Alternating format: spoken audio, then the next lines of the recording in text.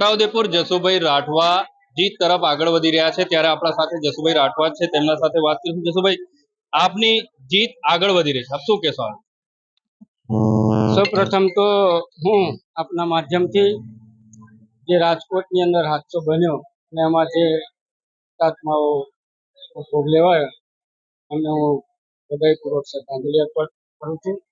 અને સાથે સાથે આજે છોટાઉદેપુર લોકસભાની તો નહીં પણ સમગ્ર ભારતની અંદર મતગણતરી થઈ રહી છે ત્યારે આ છોટાઉદેપુર લોકસભા બેઠક ઉપર અમે સૌ કાર્યકર્તાઓની મહેનતથી રંગ લાવી રહી છે અને આ છોટાઉદેપુર લોકસભા બેઠક અમે 4 લાખ કરતા વધારે લીધી જીતી.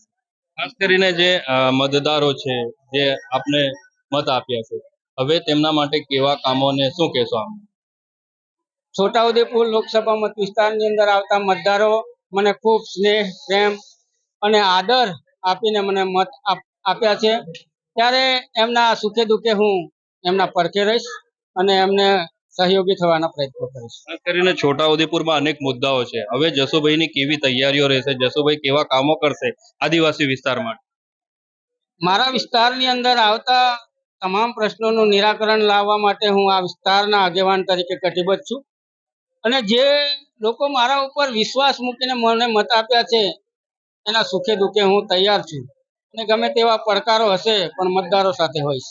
બિલકુલ, આ હતા જસુભાઈ રાઠવા. તેઓ જીત તરફ આગળ વધી રહ્યા છે. તેમના સાથે આપણે તમામ મુદ્દે ચર્ચાઓ કરી છે ને તેઓ આજે છોટાઉદેપુર વિસ્તારની જે પણ પ્રશ્નો છે તેનું નિરાકરણ લાવવા પણ તેમણે જણાવ્યું. રફીક મકરાણી, નિર્ભય ન્યૂઝ, છોટાઉદેપુર.